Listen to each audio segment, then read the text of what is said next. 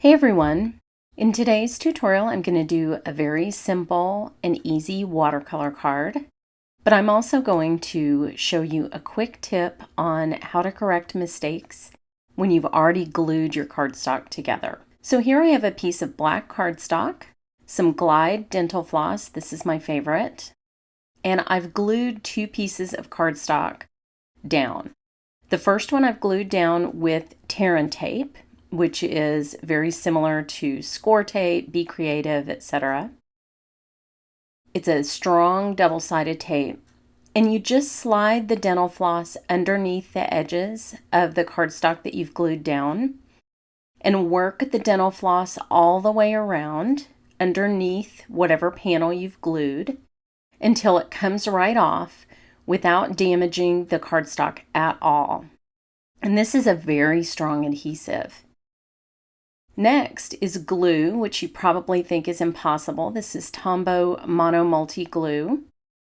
But one of the reasons that I really like Glide is it's a flat shape, not a round shape, and so it's easy to work it under the first corner of your cardstock.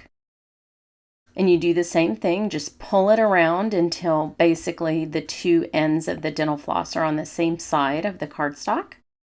And then it becomes very easy to pull out from under the cardstock. And something that seemed really impossible saves your top layer that if you're like me, you glued down crooked. And sometimes you can even save this bottom layer with an adhesive eraser. So I'm going to be using the Ghoulish Grunge stamp set. I love all stamp sets with just texture. And I'm also going to use the Cookie Cutter Christmas and the matching punch.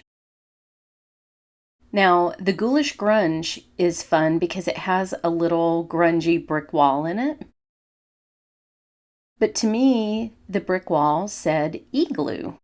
And so I decided to pair it with the Cookie Cutter Christmas, the little Eskimo image that's just adorable. So the top of the stamp looks like it's a straight line. So I'm just going to line it up in my Mini Misti and do a test to make sure that where that top rubber is cut looks straight, but I want to make sure that it is. So when I stamp, the lines are perfectly horizontal, and they are. This is Pool Party ink, by the way, and Whisper White cardstock.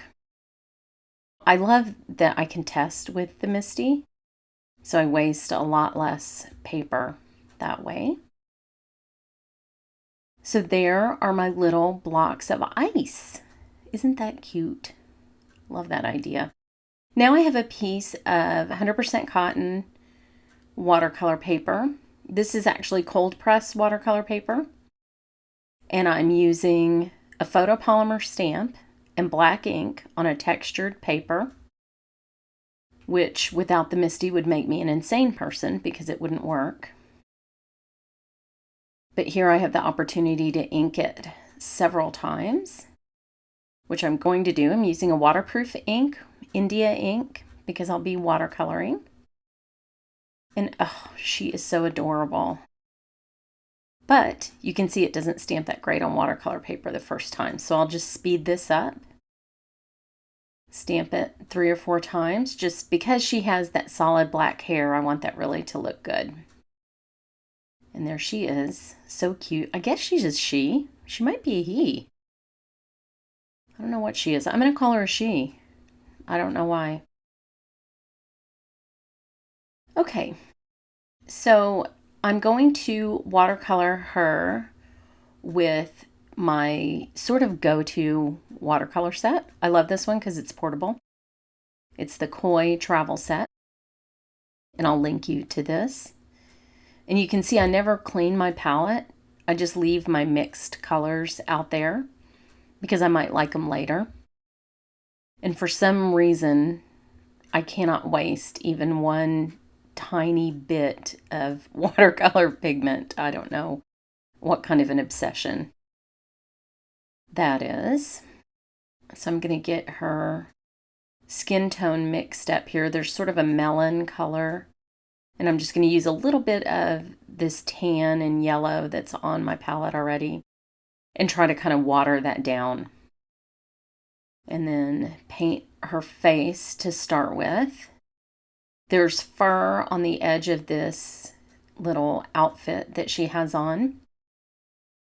And in general, I wanted to have it be natural colors in case these were natural materials like leather or animal hides or something.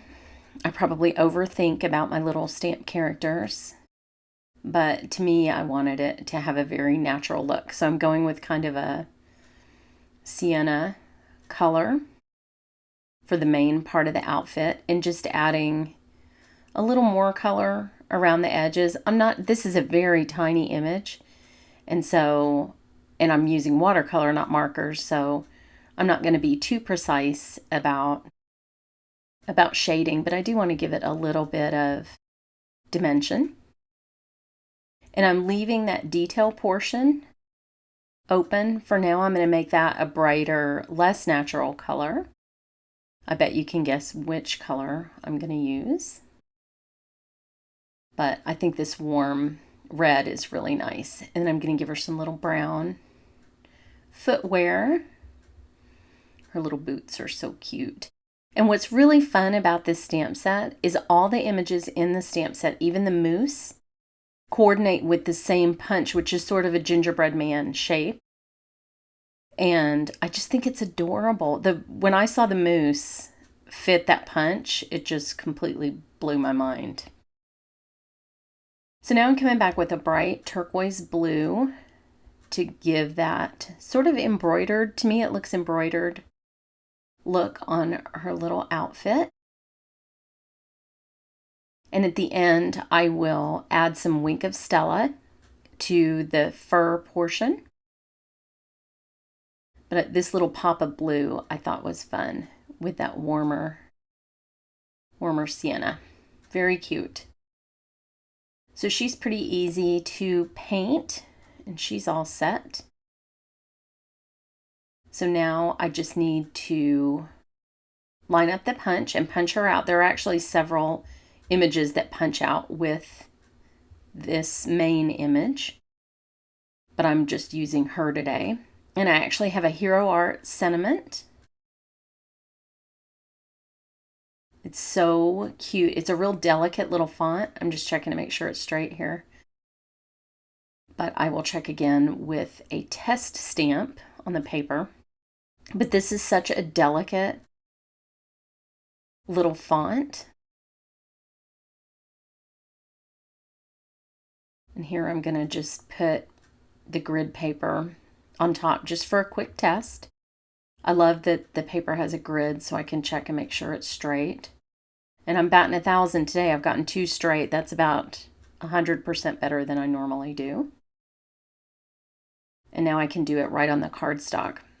This font in this Hero Art sentiment, it says Warm Wishes and Eskimo Kisses, which I thought was perfect for this little image.